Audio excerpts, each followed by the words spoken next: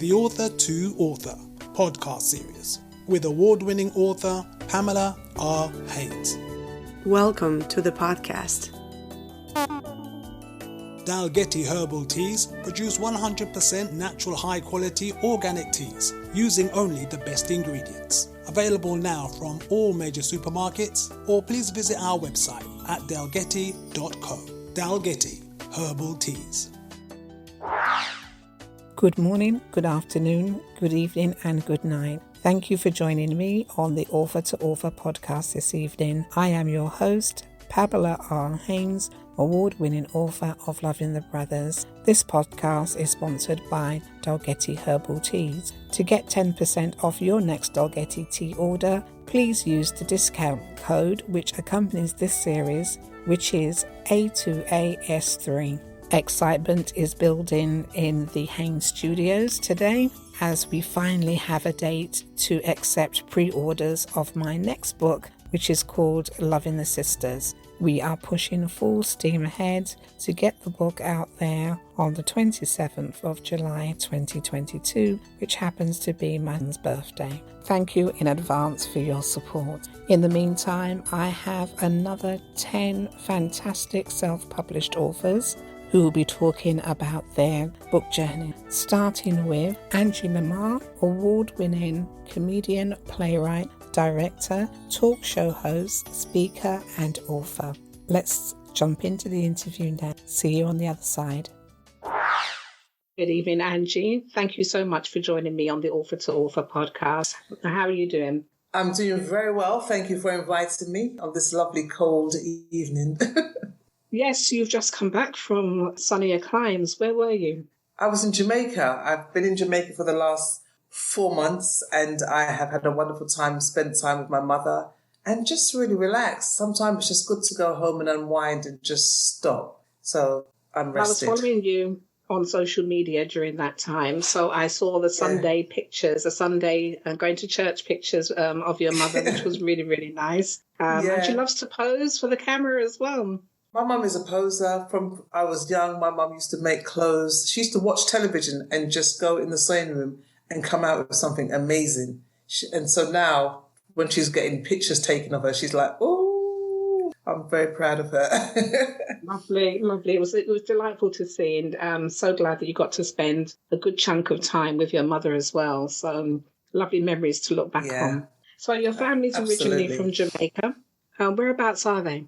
From Maypay and Clarendon. Both my parents are from Clarendon. And all my life, and they went home to live in Maypay and Clarendon again, so they returned home. How long ago was that? Well, my parents came over in the early 60s, and my dad sent for my mum, 61, and they came over here, spent most of their life here, and they was always going back home. So I'm so glad that they got to return home, and between my mum and dad, they got 25 years together. My dad passed away 6 years in April, so he got a good 22 years just wanting to go home, and he got home. So my mum's there by herself. That's why I live in both places. Fantastic. Describe a typical day in Jamaica while you were there. Oh, wow. I get up at 6 o'clock. I get up and pray at 6 o'clock every morning. And after I've done that, I go and feed the dogs, get the dogs ready, and then go and bring my mum breakfast. We have breakfast on the veranda. And then she goes in for her nap, and then I do some writing because then I'm caught up with the UK time. So I start my work, do a couple of hours, and then get my mum lunch. And then in the afternoon, I will work and write for about 3-4 hours. And then my mum calls me for my dinner. We sit and watch the news and then go to bed at about 7 o'clock. And she goes to her room, I go to my room, lock up, make sure everything's, safe. And then I do my evening work, which is kind of unwinding, relaxing, check social media, phone the family, FaceTime the grandkids, and just really, and it was like that for every day. I was kind of in this great routine. And then I was exercising as well. So I've made the garage into a fitness room. So I would make sure I got my water, do my exercise, weigh up the water bottles, skip, walk, stretch. I was in a really good routine that just went out the window as soon as I come home. Well, we're going to talk about Walk It Wednesday because that's been such a phenomenal thing that has really taken off all over London and across the UK. I've seen some Walk It Wednesdays happening up in Birmingham, so we'll talk about that in a minute. But first of all, I wanted to thank you for gifting us a copy of your book, Angie Lamar, Full Circle, Turning Your Gift Around. Tell us about the book. How long ago did you publish your book?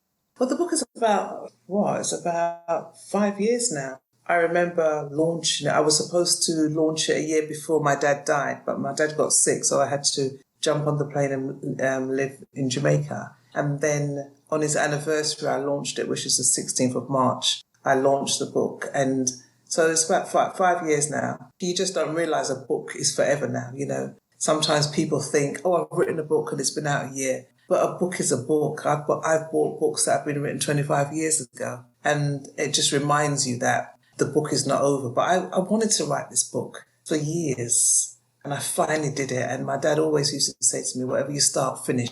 So I just kind of wanted to finish it and just write a book, because I feel a block against writing. Like, you think about writing a book and it feels like it's for people over there, the intelligent people over there, and the people who have studied to write books, and they have got this thing that you don't have.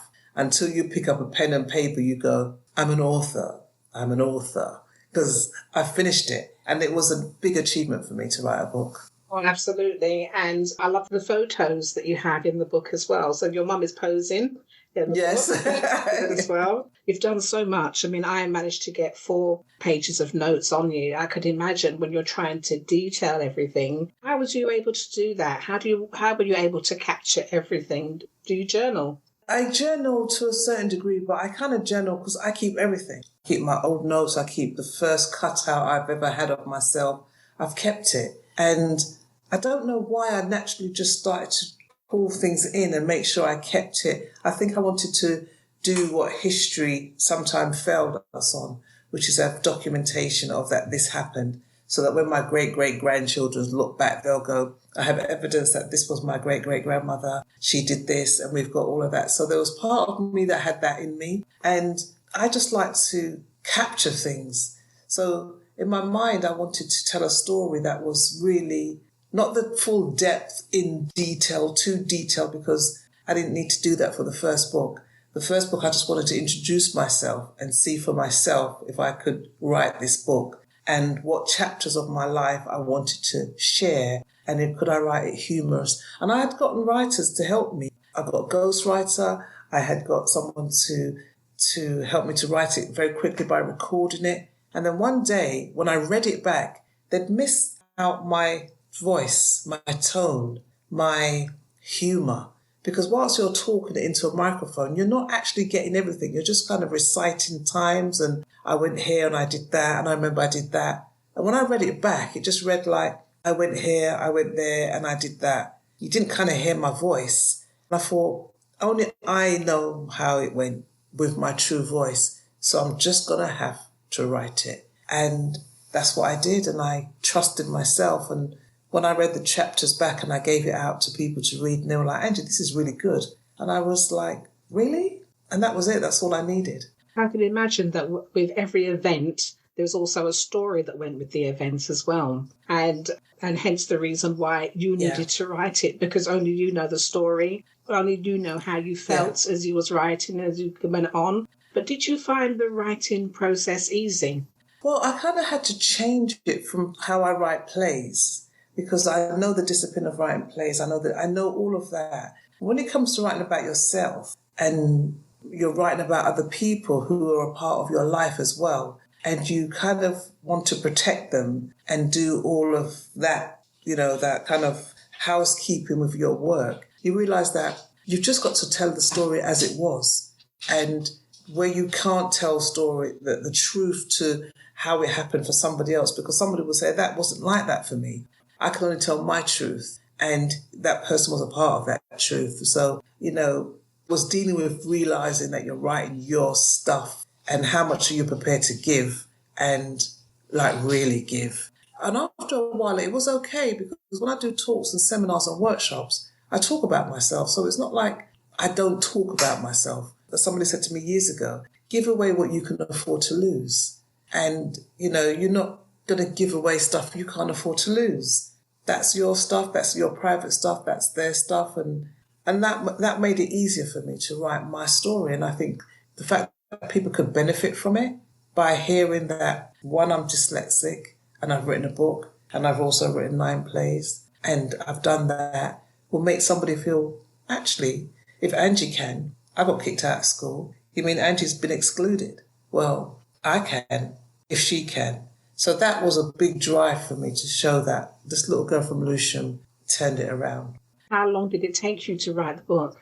I think it's on stop-start, because it was a very stop-start thing. It was probably about 2 to 3 years. And that's not of constant writing. It was more of stop-start, send it to somebody, stop, something else happens in my life, I take that on. But when I decided to just sit down and write, I would say that was an intense couple of weeks. How did you find your publisher? Actually, I think he found me. I think somebody had introduced and said to me that Filament was looking to publish and work with writers and stuff like that. And then I contacted them, had a meeting, and then just thought, I think this would be the right fit for me, because I wasn't trying to get this book deal. I'm not fooling myself that I'm going to go and get a deal right now. And I wasn't really looking for it. And I know how this system works. Like, you've got to be on television like last night to be seen as somebody that can sell books. But I kind of felt I had an audience already. And I felt I could just trust that I wanted to write this book. It wasn't trying to be a bookseller to try and go, oh, once I get this out, I'm this. It was more to prove to myself. So I needed a publisher that will kind of bring me along the way and guide me, because I'm now doing it myself. Guide me, tell me where I need to be, give me the editor, the right fit. And so I was very much in that space of care and learning, and I was very happy with them. Really, that's really good to hear, and it's also good to hear that you were looking for the right fit. So you could have had deals, coming out your ears, but are they the right fit for you and your project and what you wanted to achieve is a different challenge, really. So that's really good to hear. The book came out, as you said, back in 2017, around that time. Around that time, yeah. And it obviously is a very good read in terms of charting what you went through. One of the first things I noticed was that we're both left-handed, that you're very much wanted child because your mother was praying for a girl, and she was praying that this girl would become an actress as well. I mean, we talk about what you want and getting what you want as well. But how important is your faith to you and to your mother as well? Well, I was raised Kojic, Church of God in Christ, and, my mum's an evangelist, my dad was a deacon. So I'm the original church girl.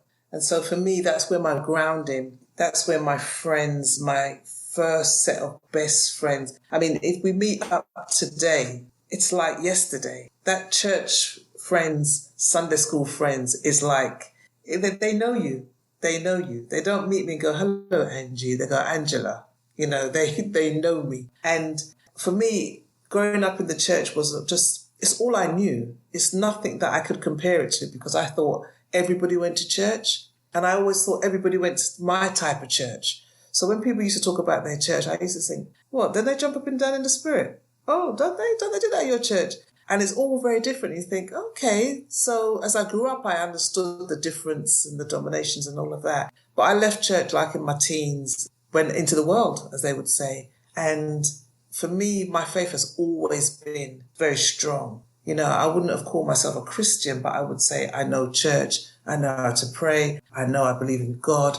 I know I got to get back in the kingdom before I die. I know all of these things. And so I'm always kind of, you hedge your bet. As you're getting older, you're like, oh my God, don't come for me now because I might be going to hell. I don't want to go to hell. So that doesn't leave you. And my mum was a praying woman. She's a woman of faith. If anything she's taught me is whatever you think you can do it. And you write your vision and you believe in it. People talk about vision boards now, but the Bible would say, write your vision and make it plain. From a long time, it's been there. And so I've always known that the word for me was quite strong. But then I left the church because I just wanted to party. I wanted to do what my friends was doing. And I was out of the church for about 35 years. I was gone. I was out. And then one day, life didn't seem that great. After you drank champagne and you've partied hard, you've made this money, you've done TV, you've done the things that you've said that you wanted to do, I started to realise it wasn't giving me any satisfaction. It wasn't making me feel at my best. Like, so what's it all about? And I think that's an age thing. As you get older, you start to go, the people are more important, your spirituality is more important, your focus. But I can't do the universal type spirituality where I don't know what I'm talking to. I don't know. I just say universe because I don't want to say God. That's not me. So when God brought me back, it was a right time when he said, you know what? It's time to come home now. You've had your fun. I let you party. I kept you safe. I answered your prayers. Now come back and worship me in spirit and in truth. And I thought, you know, God, I'm actually okay with that because I'm ready to do it the way I understand it and the way I want to learn how to do it. And that for me was the turning point. So when I wrote this book was about full circle because I started in the church and now I'm back again. So I had done that circle and I met my best friend at church again. And I said to her, Pam, you come back to church? And she said, Angie, we'll come back eventually. And on that day, I was literally going, no, I'm not ready yet. I've got just a little bit more run up and down to do before I come back. And it was that day I went to the altar and said, you know, God, I think I'm ready. Definitely see the switch, just from social media when you were involved with Eddie Nestor and Curtis Walker and the Boss Lady. Church was important. Your church service had to happen regardless of what time they wanted to come on. God came first, and that was quite a shift to see that actually my faith is more important to me than appearing on, #NoJoke. Yeah. And you would come in fired up from being at church as well with some of the things that you would say. I wrote down one as you was talking, saying it with my chest was something a lot of women who were on listening to you started to move forward, saying it with their chest, with such conviction, which clearly comes from your faith. But it's interesting you say that you met Pam, your best friend, back at church. Yes. But tell us about Take Me Back then, because that also fits with this thing about going full circle. Yes. So Take Me Back, I'd always wanted to write a musical, but didn't think I could write a musical. Why should I write a musical? It was all of that. And when I kind of felt like I wanted to talk about my story, because when I was touring, I was working with Marcia Dixon, and she geniusly had this idea, first of all, for me to do stand-up in the church. And I said to her at the time, stand up in a church. Look, I was raised in the church. Them church ain't ready for that. Me? Stand up? And she goes, Angie, God has spoken to me and he said I must do it. On the day of doing the show, I said to God, if you really want me to do this, I'm talking absolute sellout. I'm talking turn people away. I'm talking standing ovation. I'm talking make it plain. Then on the day of the show, Marcia comes in and she just said to me, Angie, I've got to take these chairs. I've got to do this, because the people have to be turned away, and then a standing ovation. It was all the things I said, God, be very plain that this is where you see me. And then when we went to tour the book, she did a church tour, and it was genius because I was going into churches to testify of my experience and sell books. Sometimes I literally run out of hundreds of books, like the orders were amazing. And it was God saying to me, I'm in this mix. You're going to do it outside of what is normal. You're going to do it how we do it, so you know it's me. So for me, that was really the whole opening for me to reach an audience. So when I wrote Take Me Back, one of my favourite gospel songs was Take Me Back by Andre Crouch. And when I started to visualise the fact that me and Pamela were in the church together, we left church and we came back. When I started working on Take Me Back, I share a story about two friends who started in the church, and the two characters is Patricia and Andrea, and me and my best friend Pamela and Angela. So it was really me saying, look, these two girls, we started in the church, and we went around our own lives, but we found ourselves back because we knew we had to make our way back. We just knew it. And even though in the place, not our lives, it was about just a story and girls who'd gone through abuse and the promises sometimes the church makes and makes you feel like this is the only way, or however that happened. And when I wrote it, I said to God, okay, because at that time I wasn't doing shows. I didn't have the budget for shows. So I auditioned and said, I'm looking for actors. But I wanted to work with actors that had never done it before so I could train them and then give them the opportunity to work on stage. And so anybody who showed up, I just put them in the show. It was a big cast, and I thought, I don't know what I'm doing, but you know what? I'll find a role for you, I'll find a role for you. And then when I booked the Stockport Theatre, I didn't have the deposit for the actual booking of the theatre. And God said to me, book it, just book it. And I tell you, Pamela, I have never booked a show in my life where I had to have didn't have to have the deposit. Unheard of. You have to have the deposit. So I put the dates in. They said those dates are available. So I said, can I book them? They said, sure, they're booked. And I kept waiting for this email to say, come on, where's the money? Or we're not going to put it in. They never asked me for the deposit. So by the time I made the flyers and put them out, the ticket sales went like that. So obviously they got their deposit. And I remember saying to them on the first day, this show is going to go into the West End. And they were like, really, Angie? I said, God has told me that it's going to go into the West End. And we got it into the West End. And then, the saddest thing is that 2 of the characters died in COVID season. And I said to God, how can they die? Marcy was amazing. She was such a talent. I really saw big things for her. And God said to me, their time is up. That's it. You were obedient. You gave them the role. They've never acted. It was their dream to act. And here you are. You've given them. Thank you. But don't worry about the next bit because that's not your concern.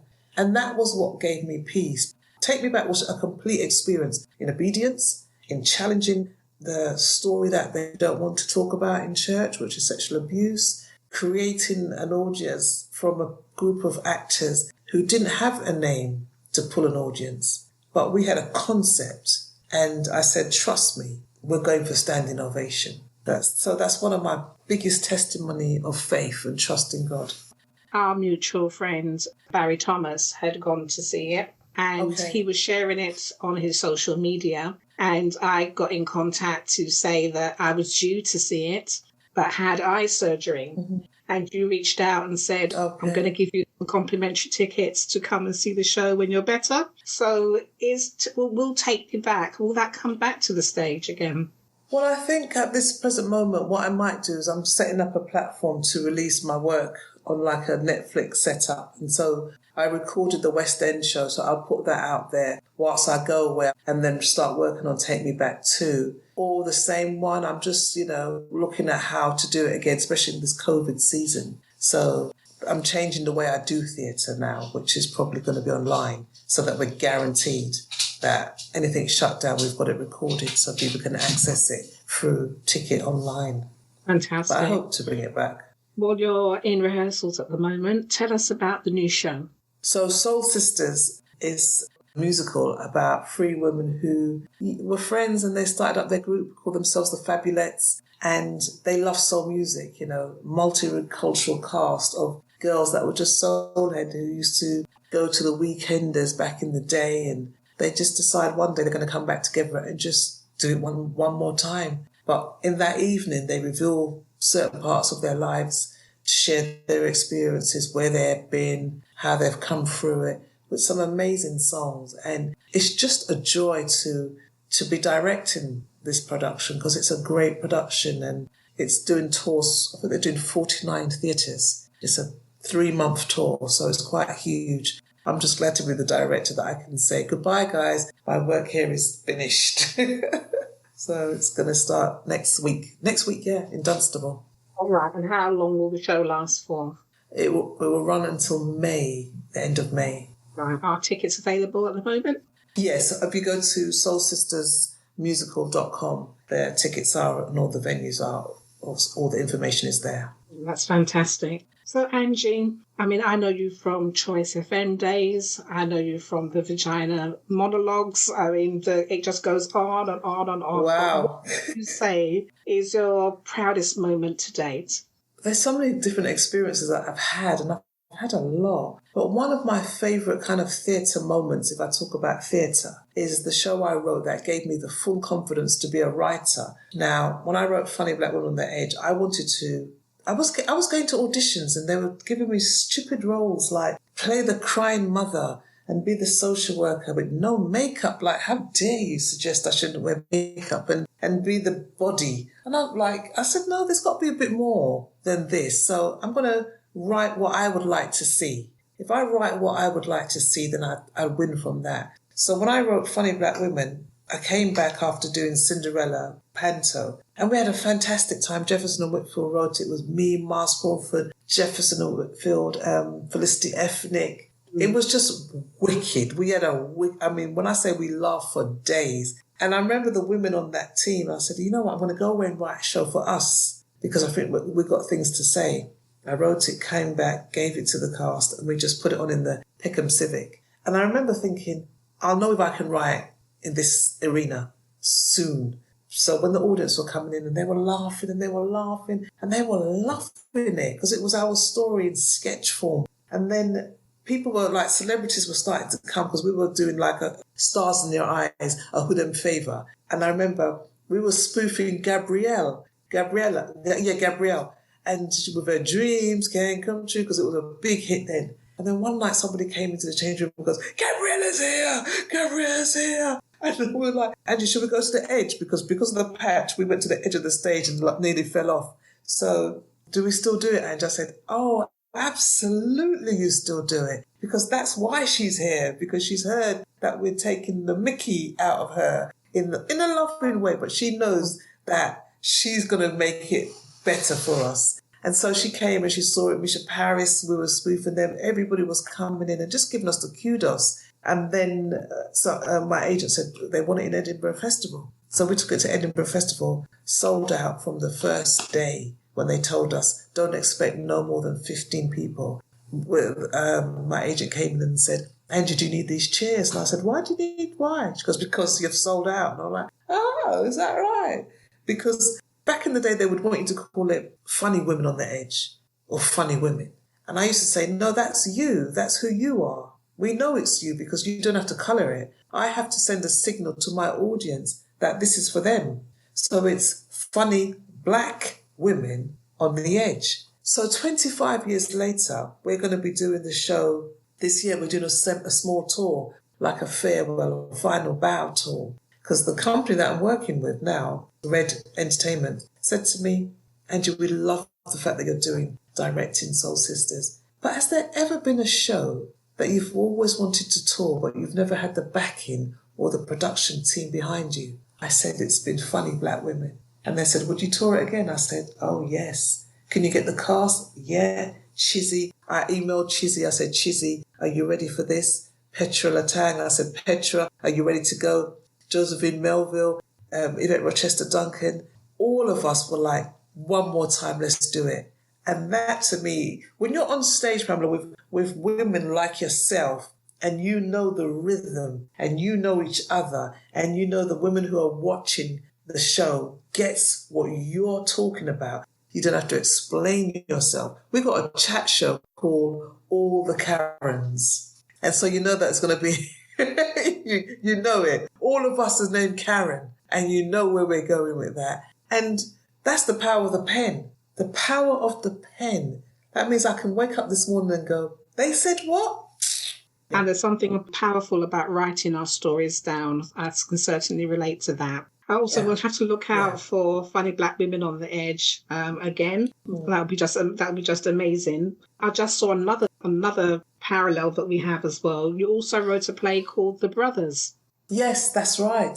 The Brothers, really, it's one of my all-time films is Mrs. Doubtfire. And people always go, Mrs. Doubtfire. I said, yeah, this is a man that will go to any extreme to see his children. And that's a brilliant premise, you know. When I wrote The Brothers, I was getting fed up of the stereotypes of what people were saying black men were, because married to a black man, and my sons, my brothers, they're not out there just doing one thing, which is the stereotype that they have as black men. So I wanted to write a story about normal black men that you don't see. The guys that are going through relationship issues, the father who wants to see his child, the man who's fallen in love with somebody else, the man that's in a mixed relationship and the issues that brings up. I just wanted to talk about their story. And I wrote it as a radio drama for Choice FM. And when I saw that it had brought in about 60,000 listeners to the slots, I thought, now, I'd be dumb not to write it as a play,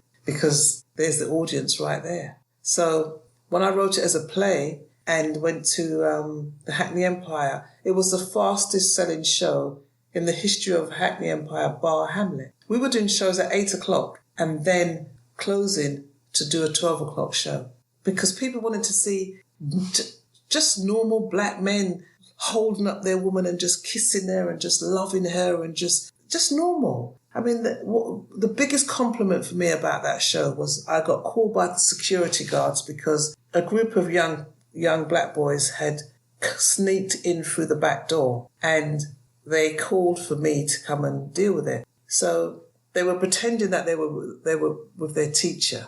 And I said, "What's your teacher's name?" And they couldn't remember their teacher's name. So I was partly laughing at that. But I said to them, you know what? The fact that you are sneaking in to see my play, I'm going to put you in one of the boxes and thank you. So I put them in the boxes and they were like, they felt their chest was so big because they thought, look at us sneaking in to see a play through the back door and the writer-director comes in and puts us in the boxes because what they were going on what they heard and whether they could afford to get in, they were trying to get in and you have to reward that particular intention.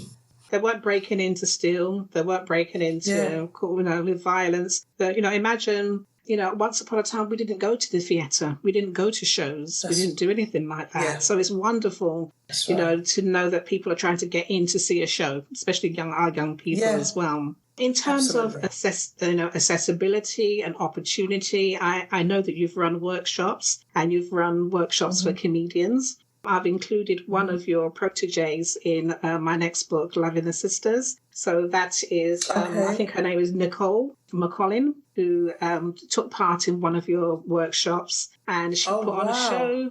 Yeah, I think she put on a show back in, would have been 2019. Juliet G is another person who took your course as well. Yeah. So you're making a comedy and you're making the whole scene more accessible for women that look like you as well. Why was that important to you? Because I remember when I didn't have anybody. And I remember how that felt, that I couldn't walk to anybody and go, what do you do? And I made a vow to myself that if I can help somebody, if I can open a door, if I can teach you how to do it, we need more of you. And that's important. I want to be powerful, not to laud it, but to be able to go, what, you think we can't do that? I can hire that theatre. I can hire that. I can do that. Why? Because I know how to do it and I know what you don't want us to do. But I'm going to show other people you can do it yourself. You can write. You can produce your own work. You can make money from this. This is a business. It's not just show. It's business. And this is how I've done it. If it helps you, go on. Anytime I'm doing productions, I always have somebody learning. This girl comes to me. She wants to do stage manager. I teach her how to do it, and then I let her do my show. When we were doing The Brothers, one of the set designers said to me that she's always wanted to do set design. So I said, okay, well, let's do You Know Your Daughter Is, and then I'll do Brothers with you. And then I gave her 40 to do, and In My Shoes. That's a young girl, Jeanette, who designed that. And she went off to university to do the business, because I said to her, learn the language. I've shown you how to do it. You naturally know how to do it. But don't let nobody talk over your head and be saying things that you don't understand. So now go and learn the language that they speak universally so that you can put your natural thing with what they deem the way to do it. And I'm so proud of them. When they contact me and say, Angie, come see my show, I'm doing this thing, blah, blah, blah. It's a joy. I can't express how I feel like a big woman. That's big woman behaviour.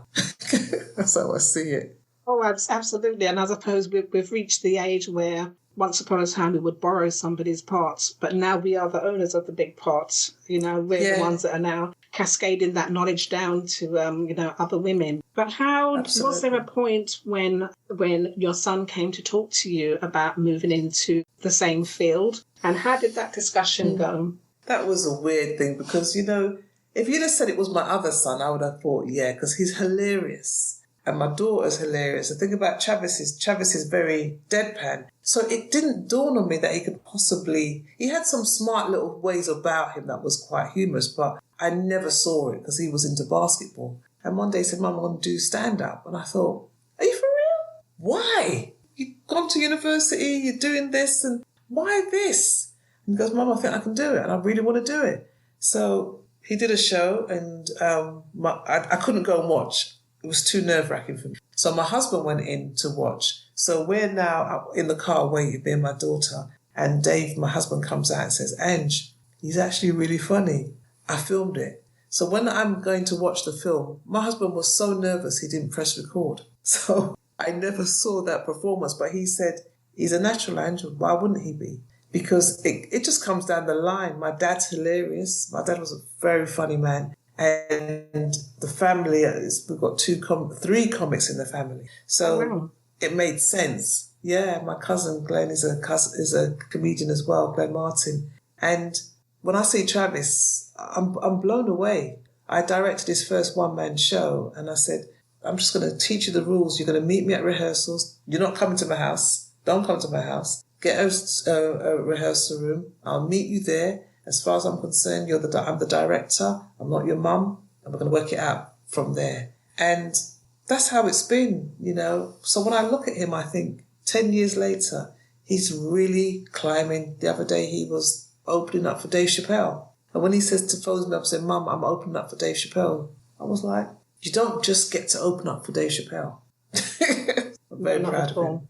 Oh, yeah. I mean, I heard him at a comedy sketch he did with Quincy, the comedian. Okay. And obviously because he introduced himself as Travis J., he didn't mention you at all during his sketch. He did his own thing. It wasn't until afterwards somebody said, oh, that's Angie Lamar's son. And I'm like, right, now I see it. Now I get why, you know, it's a genetic thing, really, because he's got that kind of, as you say, that kind of deadpan delivery as well. Yeah. And I could see the connection there as to why that's happened. But there was a time when, not that long ago, all four of you were on the stage, because your husband is a musician, Travis is a comedian, you did your stuff. What did your daughter do? My daughter sang.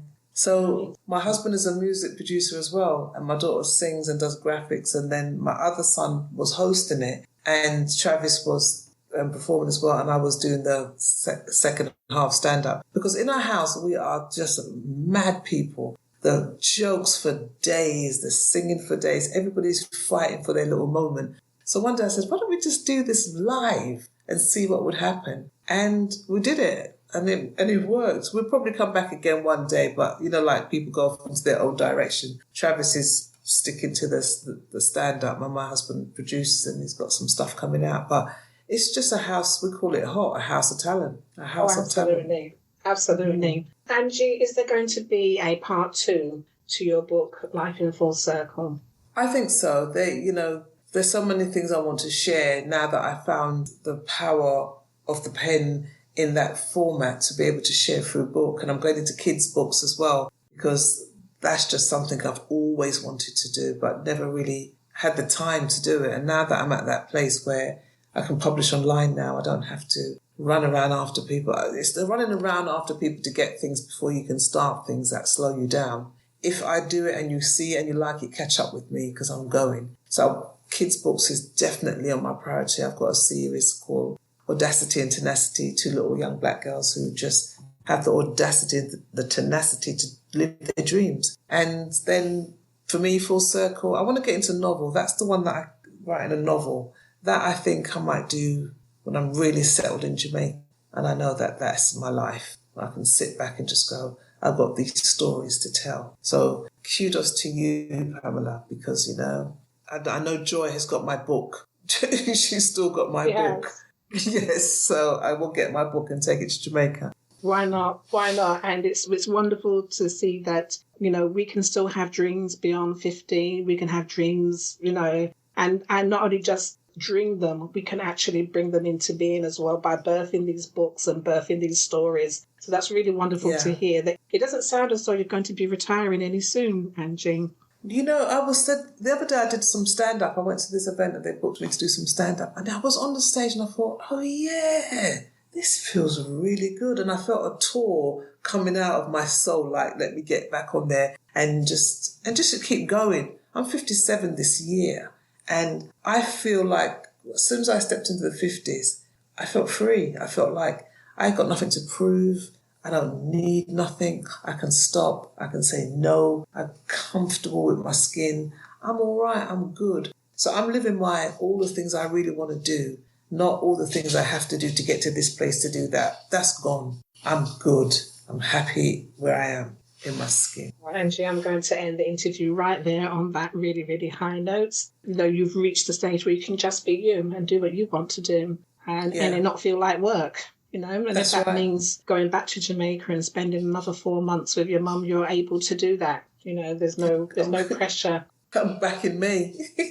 For you, and that's what I mean. That you reach a stage where from now on, I just want to do the things that make me happy and not concern myself with having to do, a 9 to 5 and putting myself under any additional stress. So thank you so much for joining me. I love the direction that we travelled to today. I think there's going to be quite a few people entering the competition to get a copy of your book. And I hope one day I can meet you soon and not just see you on stage. But, yes, absolutely. Yeah, I was thinking I saw you on stage a few times, but the memory that sticks out for me would be when you hosted in celebration of my sisters. And I cannot remember what building we were in. My mum, and my sisters, we were in a box. And I think you had a harpist, you had a choir singing, all sorts was going down. But that was a really special moment for us 4 girls and our mum to be there. Yes, I'm going to hold on to that memory of when we, the 4 of us saw you. And as I said, thank you again for joining me on the Author to Author podcast. Until next time. Brilliant. Thank you for having me. I really enjoyed this. It is competition time now. Angie is currently touring with her new musical. But what is the musical called? To take part in the competition couldn't be easier. Contact me on Instagram at lovingtheauthor and leave me the correct answer there. Alternatively, contact me on Facebook at Loving the Brothers by Pamela R. Haynes and message me there also. Good luck and bye for now. Please join Pamela R. Haynes for another Author to Author podcast coming soon.